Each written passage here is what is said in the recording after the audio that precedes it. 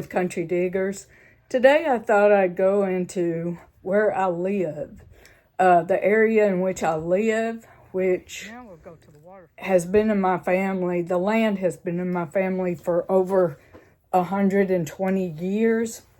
And our driveway used to be called the Cherokee Indian Boundary Line, which is now the boundary for Morgan and Marshall counties in Alabama.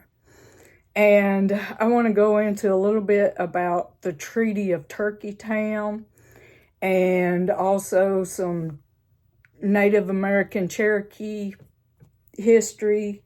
And I'll be reading from wcu.edu,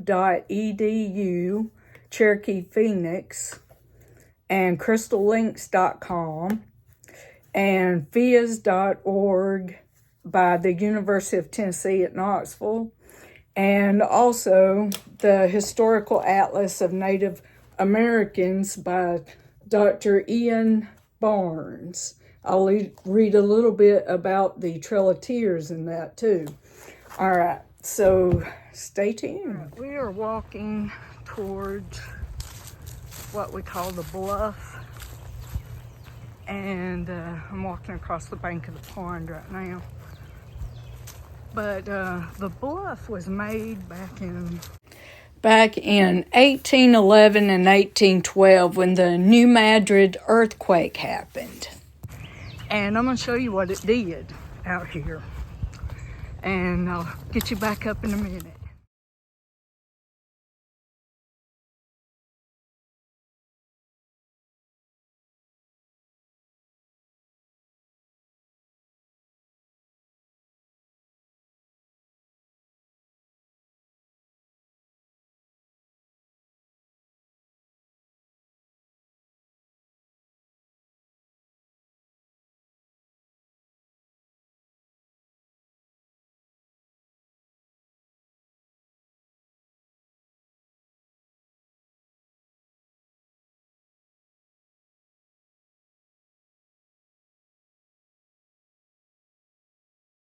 All right, y'all.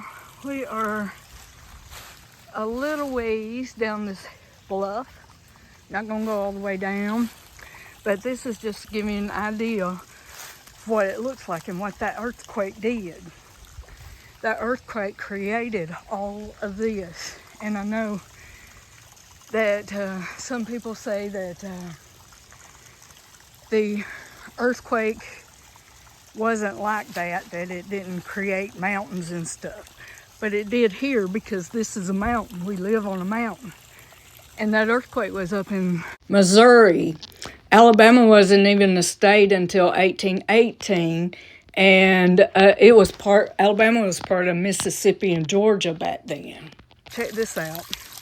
All my life, my grandparents, they said this was where the Indians drunk their water. Now, I don't know. I mean, it's just something they made up, I guess. I don't know. They could have drunk their water there. Indians could have drunk their water there. It was a water fountain, looks like. It's a water fountain. But that's what I've been told all my life. But I don't know if it's true or not. We drunk here as a kid, I know. I did, my sisters, my cousins. We all drunk this water as a kid. But anyway, I was just saying that. I forgot to mention that the Cherokee tribe, all of this used to be their land. And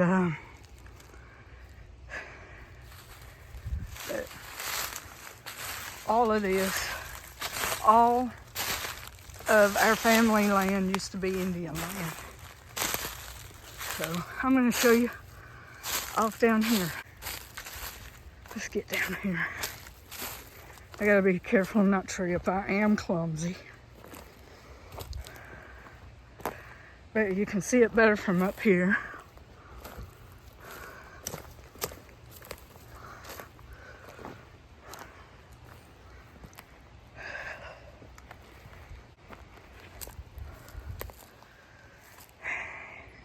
But this is, like I said, this is just to get you an overview of what it looks like. And I'll go into the history of it when I get back home.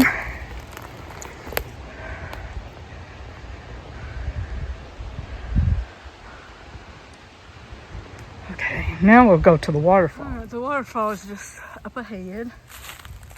And I heard something. I got my mind on black cats, black mountain lions, cougars, whatever you want to call them. We've seen a few out this way. I mean, last year, I guess it was last year that it was early fall, I think, and I was walking up this way, and I seen something black jump out of the tree and head towards that way. I was headed this way, and I seen something jump out of the tree there, and it headed that way, and it was a black cougar. Now,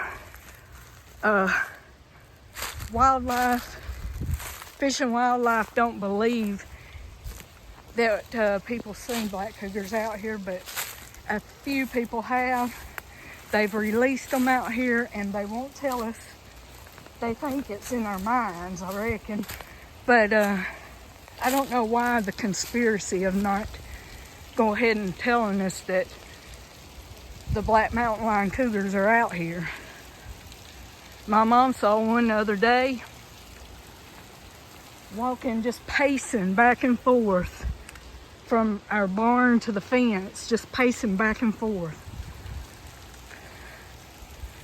So we got them out here. They don't.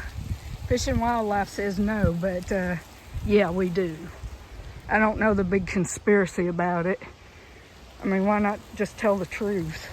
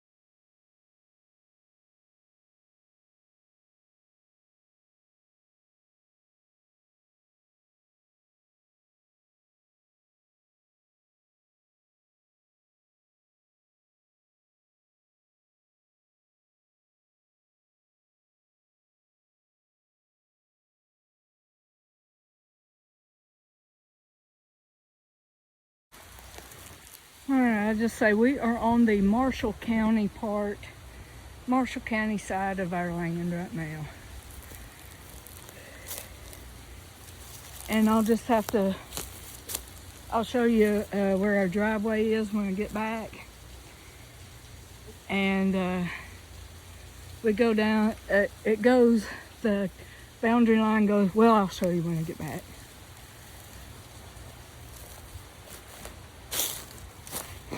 But we're almost to the waterfall where we can see the waterfall. I'll shut you off till we get there. Okay, the waterfall is just up here.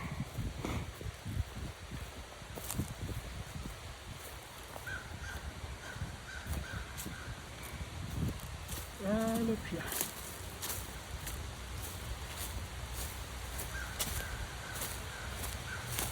When it's rained a lot, more than this, I'll have to come out here when it's rained more than this and show you how beautiful it is then.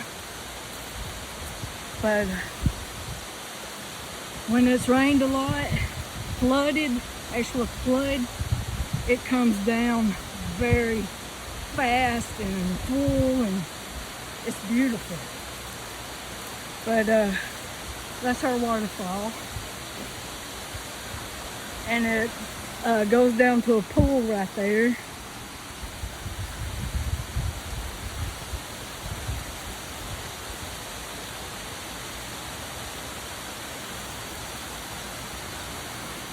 and goes all the way down to the cove. So if we wanted to walk to the cove, what we'd do is come right here when it's dry. If we wanted to walk when it's dry, we'd come right here and just walk down the creek rocks down there all the way to the cove over there if we wanted to.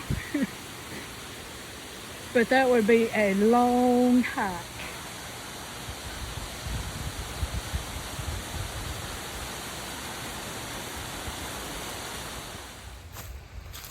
Walking down that way to show you a little bit of the waterfall. My family has owned this for over 120 years. So I know my great-grandpa owned it, and all this. And my grandpa lived down, well, way down that way, back towards that way. My great-grandpa lived back up that way, in that. My great-grandpa and great-great-grandma were born down in the cove. And my daddy was, and one set of grandparents, one set of grandparents I think was down there. But my family's been on this land, this particular land, for like over 120 years. There's some of it. And then it goes on down there, way down there to a bigger one. But I can't make it that far without going all the way down there, and I don't want to fall. So this is a little waterfall. All right, I have found several arrowheads out here, and a kelp I found. And I didn't find it in this area. I found it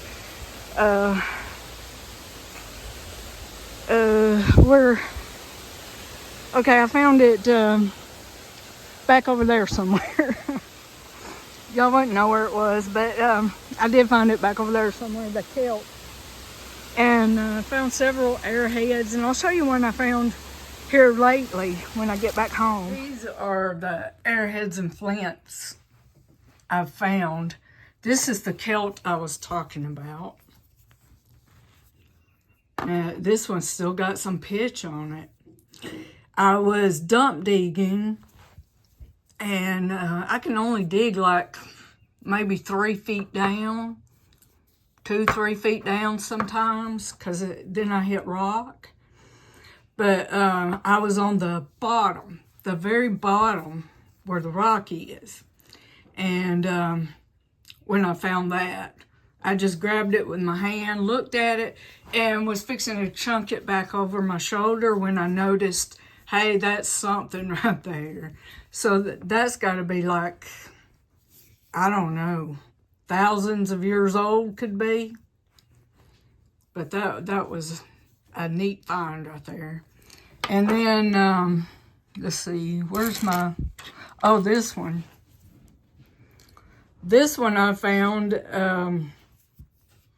in the tree root that I showed you up there, the tree root. That's a nice one. This one right here is a nice looking one too. I don't know what kind that one is, but that one would have been pretty. See the lines, the blue lines in it, and the yellow. That would have been pretty. And then I got this one.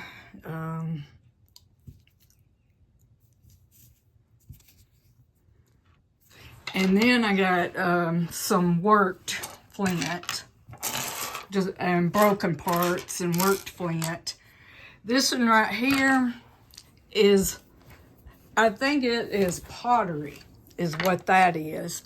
I think it's Rockport black on gray pottery, circa around AD 1350. is what I think it is. But that was neat. And then these are like big pieces of flint. And this one I think is I think this is a fossil, is what I think. I found it under the bluff. And that's what I think that is, a fossil. Because you can see the outline of something right there. So I think it's a fossil. I don't know what kind. But these two, this one could match that. This rock right here. I got these in the creek. These right here in the creek. And this one right here, I think this one is like a moss, some kind of moss agate. It looks like it's moss covered. It's a nice one too. I got that one in the creek. And these right here, I bought these up in the Smoky Mountains and in Cherokee, North Carolina, where the Cherokee Reservation is up there. And look at that black one right there. That is nice. And this one.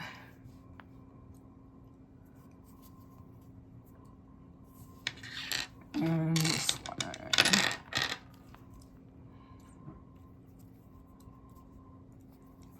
And you can tell, well, there's that one. You can tell these two, especially these two, you can tell I bought them. But actually I bought all of those right there. Bought all of those. And the rest is worked flint and everything. All right, we're still at the creek. Fixing to head back and show you where the boundary line actually is. We got some of these kind of rocks everywhere up here. Now, my grandma had quite the imagination. She said these were Indian burial grounds where these rocks were piled up everywhere out here. And she had quite the imagination, my granny. But I do not believe they are Indian burial grounds right here. Okay.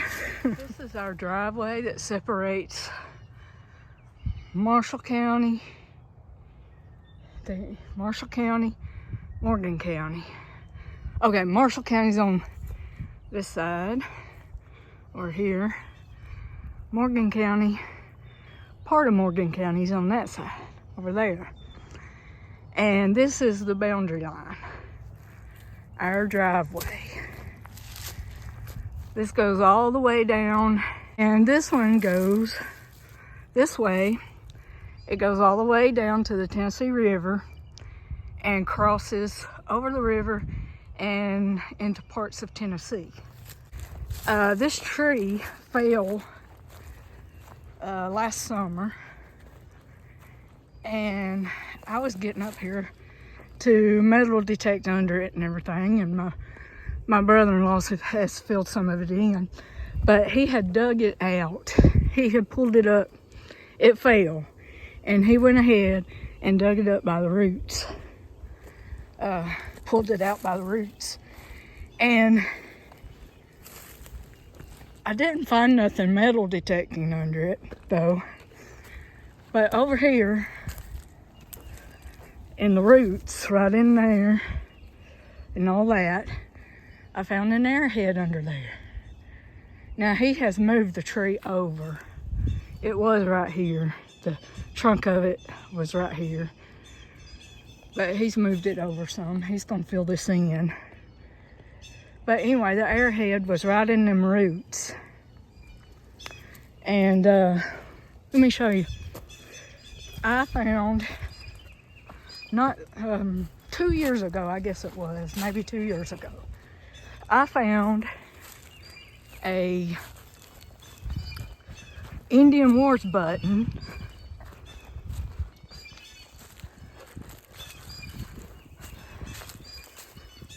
right in that, right there at that tree by the, on this side of the fence, right there, I found an Indian Wars button right there, metal detector. And a horseshoe was beside it.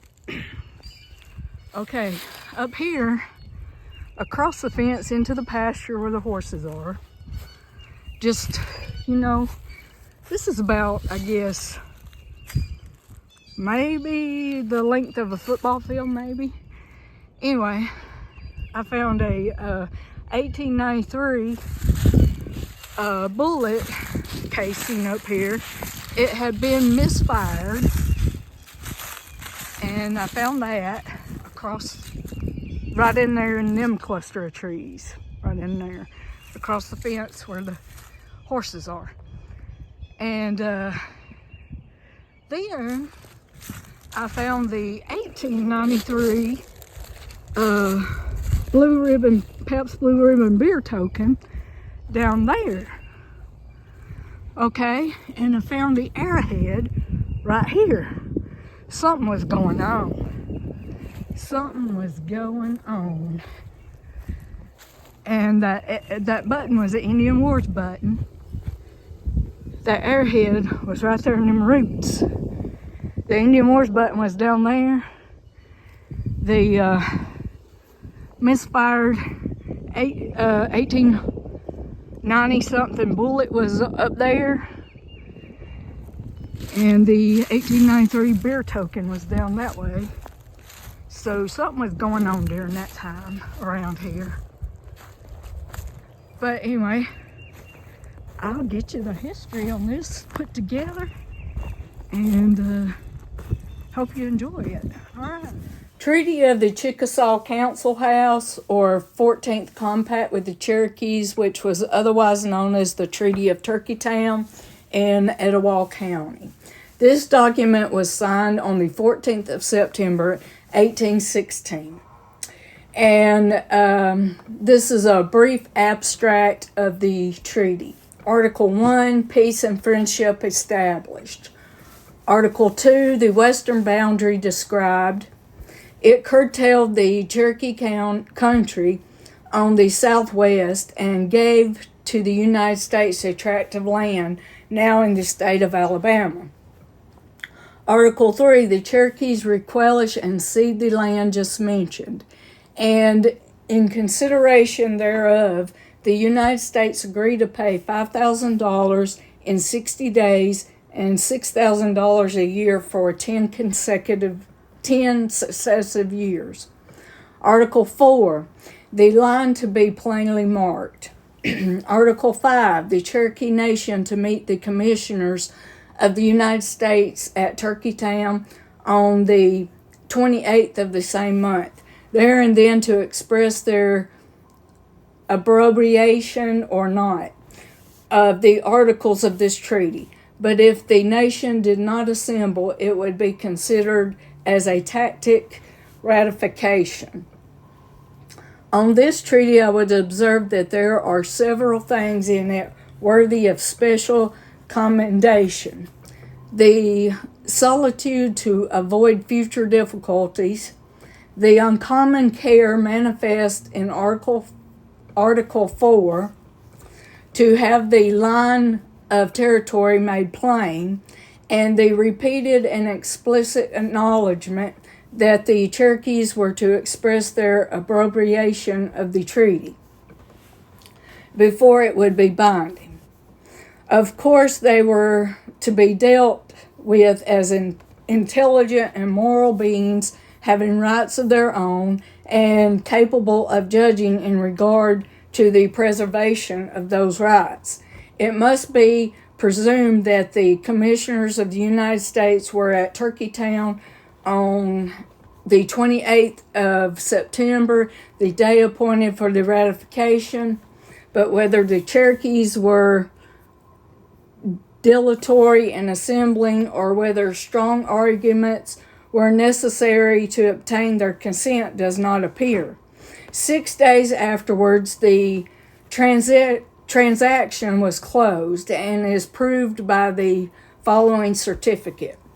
ratified at Turkey Town by the whole Cherokee Nation in council assembled, in testimony whereof of the subscribing commissioners of the United States and the undersigned chiefs and warriors of the Cherokee Nation have hereto set their hands and seals this 4th day of October in the year of our Lord 1816, signed Andrew Jackson, D. Merriweather, and 9 Cherokee chiefs in the presence of the venerable Colonel Meigs, 2 interpreters, and Major Gadsden of the United States Army, who subscribed witnesses.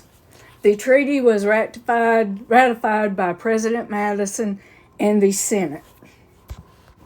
The Manitou Cave in Alabama. This is, for the first time, a team of scholars and archaeologists has recorded and interpreted Cherokee inscriptions in Manitou Cave, Alabama. These inscriptions reveal evidence of secluded ceremonial activities at the time of crisis for the Cherokee, who were displaced from their ancestral lands and sent westward on the Trail of Tears in the 1830s. These are the first Cherokee inscriptions ever found in a cave context, and the first from a cave to be translated, said Jan Simic, President Emeritus of the University of Tennessee System and Distinguished Professor of Science, blah, blah, blah. Okay. She goes on to say, they tell us about the people who wrote on the walls what they were doing in the cave, and provided a direct link to how some Native Americans viewed caves as sacred places.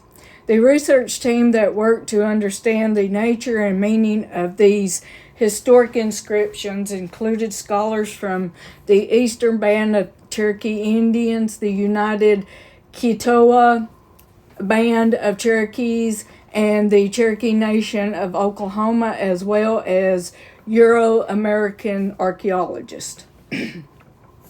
The researchers concentrated on 2 main groups of Cherokee inscriptions found in Manitou Cave, a popular tourist site near Fort Payne, Alabama.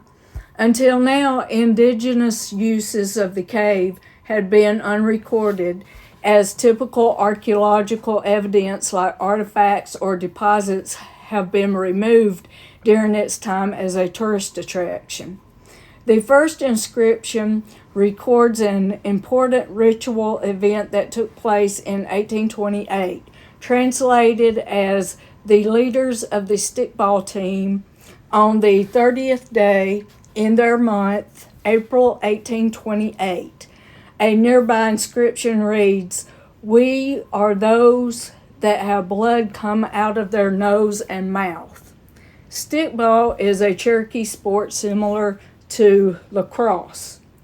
It is far more than a simple game, Simic said. It is a ceremonial event that often continues over days, focusing on competition between 2 communities who empathize the spirit and power of the people and their ancestors. A second series of inscriptions is located on the ceiling nearer to the entrance of the cave. The ceiling inscriptions are written backwards, as if addressing readers inside the rock itself, Simic said. This corresponds with part of one inscription which reads, "I am your grandson." This is how the Cherokee might formally address the old ones, which can include deceased Cherokee ancestors as well as compromise other supernatural beings who inhabited the world before the Cherokee came into existence. The inscriptions analyzed by researchers indicate that caves like Manitou were seen by the Cherokee as spiritual spiritually potent places where wall embellishments were appropriate in the context of ceremonial action. Since their work in Manitou Cave, the researchers have identified several caves with similar inscriptions. They will continue to collaborate as scholars from the three federally recognized Cherokee tribes and archaeologists. Our research has shown that the Cherokee voice in Alabama did in fact outlast the Trail of Tears, Simic said. We will continue to document and protect these previously unknown records of the indigenous American history and culture. This is a Cherokee timeline. 1450, first Cherokee entered the state in the vicinity of Travelers Rest. Tolugo, Old Town, is the first major Cherokee village. 1540 to 41, DeSoto visits the Cherokee and is supposedly one of the few whites seen by the tribe, although written descriptions of the tribe by the Spanish note the wide range of colors in the tribe, from black to light-skinned and fair, according to Moyano and Pardo. 1650, Cherokee commanded more than 40,000 square miles in the southern Appalachians by 1650, with a population estimated at 22,500. 1715, massive uprising against North and South Carolina. 1721, first treaty with whites, South Carolina. 1738, smallpox eradicates 25% of the Cherokee Nation. Nancy Ward is born. 1753, smallpox epidemic. 1755, Battle of Tallawah. Accounts differ on exact events. However, the Creek, who greatly outnumbered the Cherokee, attacked the Cherokee line 5 times. During the 5th attack, elderly Cherokee leader Kingfisher is slain. His teenage wife picks up his weapon and, chanting a Cherokee war song, Nancy Ward leads the Cherokee to victory, routing the Creek. The battle marked successful expulsion of the Creek from much of North Georgia. The only major remaining Creek settlement was near present-day Rome, Georgia. 1760 to 1762, Cherokee War in South Carolina. 1776 to 1783, impressed by the British during the French and Indian War, the Cherokee sided with them during the American Revolution. The price for the decision is immense. Beginning at about the time of the American Revolutionary War, divisions over continued accommodation of encroachments by white settlers, despite repeated violations of previous treaties, caused some Cherokee to begin to leave the Cherokee Nation. These descendants became known as the Chickamauga, led by Chief Dragon Canoe. The Chickamauga made alliances with the Shawnee and engaged in raids against colonial settlements, aided by the British. Colonel Pickens destroyed Long Swamp Village in 1782 and forced the Cherokee to cede land to settlers. 1758, Treaty of Hopewell, South Carolina. The Cherokee thought this would be the end of the settlers' invasion of Cherokee land. Within 3 years, bitter fighting had erupted as settlers continued to move into the Cherokee Nation. This treaty is the basis for the term talking leaves. Cherokee feel that written words were like leaves. When they were no longer of use, they withered and died. John Ross is born in 1785. Ross was an important figure in the history of the Cherokee tribe. His father immigrated from Scotland prior to the Revolutionary War. His mother was a quarter-blood Cherokee woman whose father was also from Scotland. He began his career in 1809. Still permitted under the Constitution at the time, the Cherokee Nation was founded in 1820 with elected public officials. John Ross became the chief of the tribe in 1828 and remained chief until his death. Ross was also known as wcu, and he was the leader of the Cherokee Native American tribe. Ross was born near Lookout Mountain, Tennessee, the son of a Scotsman who had gone to live among the Cherokee during the American Revolution. John Ross's mother was 3/4 Scottish as well. At the age of 20, after having completed his education, he was appointed as Indian agent to the Western Cherokee and sent to Arkansas. He served as an adjutant in a Cherokee regiment during the War of 1812 and participated in fighting at the Battle of Horseshoe Bend against the British Allied Creek tribe. Ross relocated to Georgia and was chosen as a member of the Cherokee National Council in 1817, becoming its president 2 years later and serving in that capacity for 7 years.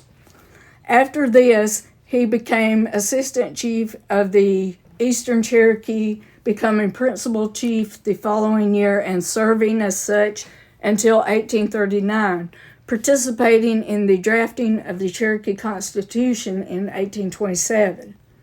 During his tenure as chief, he opposed displacement of the tribes from the native lands, a policy of the United States government known as the Indian removal.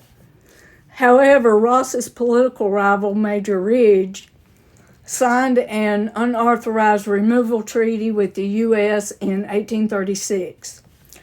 Ross unsuccessfully lobbied against enforcement of the treaty, but those Cherokees who did not immigrate into the Indian Territory by 1838 were forced to do so by General Winfield Scott, an episode that came to be known as the Trail of Tears. Accepting defeat, Ross convinced General Scott to have supervision of much of the removal process turned over to Ross. In the Indian Territory, Ross helped draft a constitution for the entire Cherokee Nation in 1839 and was chosen as chief of the nation. He would remain chief until his death. The Trail of Tears. Forced to leave their homes and farms in the Tennessee Valley, the Cherokee were sent on a 1,200-mile march to the West and Indian Territory. After the American independence, the Cherokee Nation kept its traditions, but also rapidly acquired skills that it hoped would aid its survival. In addition to converting them to Christianity, missionaries taught the people white agriculture techniques and how to read and write English. Dissemination of ideas was helped by Sequoia, a Cherokee silversmith who developed the Cherokee alphabet, in which each symbol reflected a sound in the Cherokee language. The symbols allowed the nation to read its own language in record time.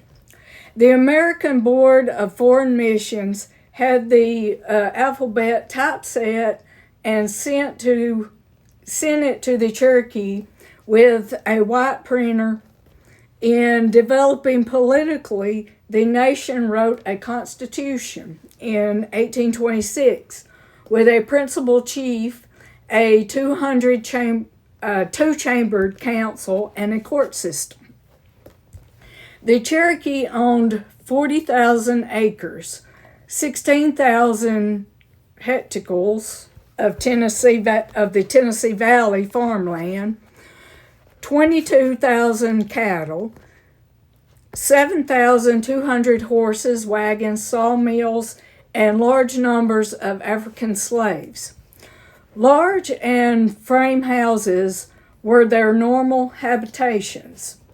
All of this was atheism to the white inhabitants of Georgia.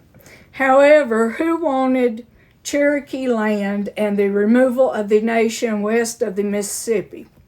Some Cherokees, the treaty party, not one of whom was an elected chief, signed the Treaty of the New Ecota, the New Ecota in 1835, by which they sold all eastern lands for $5 million and 7 million acres, 2.8 million hectares, so, whatever that is, in the West, with an option to buy a further 8 million acres, 3.2 million hectares,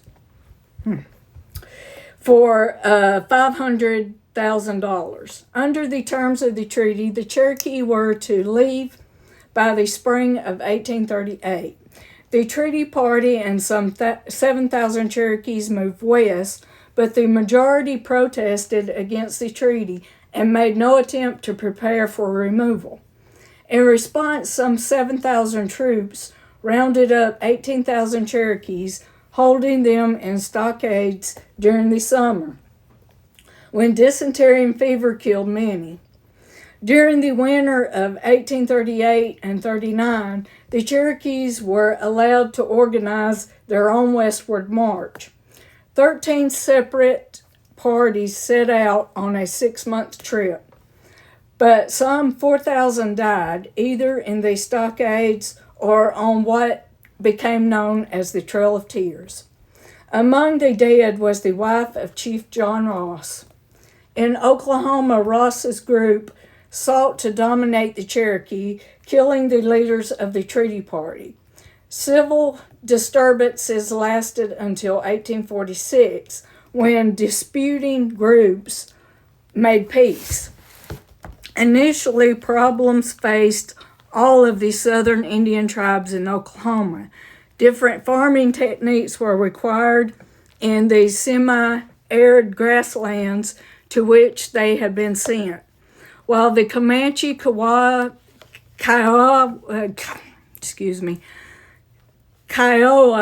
and Wichita insisted that 50% of the lands occupied by the 5 civilized tribes, the Chickasaw, Choctaw, Creek, Seminole, and Cherokee, was still theirs. Violence broke out, especially when the Easterners began hunting buffalo.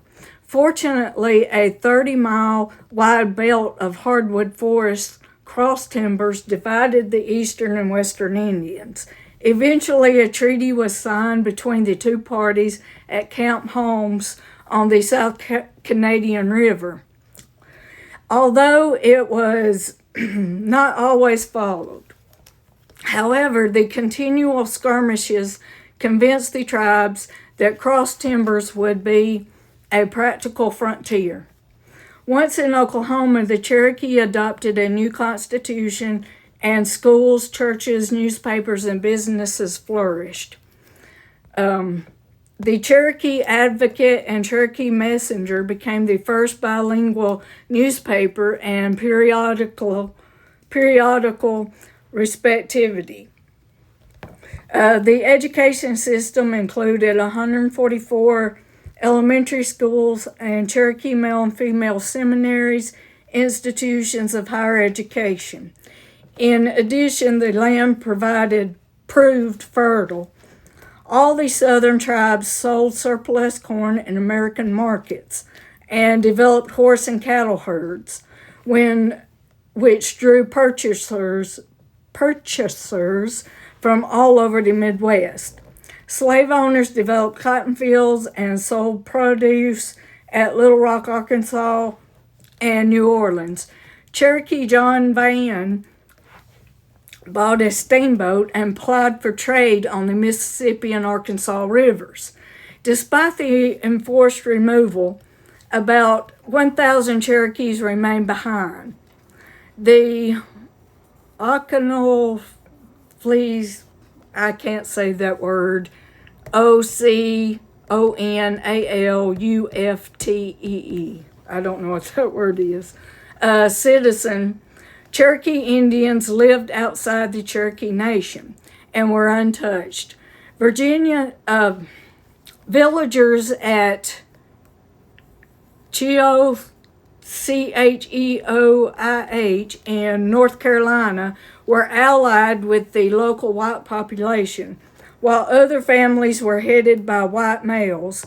Others lived in Turtletown and Duckstown in Tennessee, Fighting Town in Georgia, and Shooting Creek Town and Hanging Dog Town in North Carolina.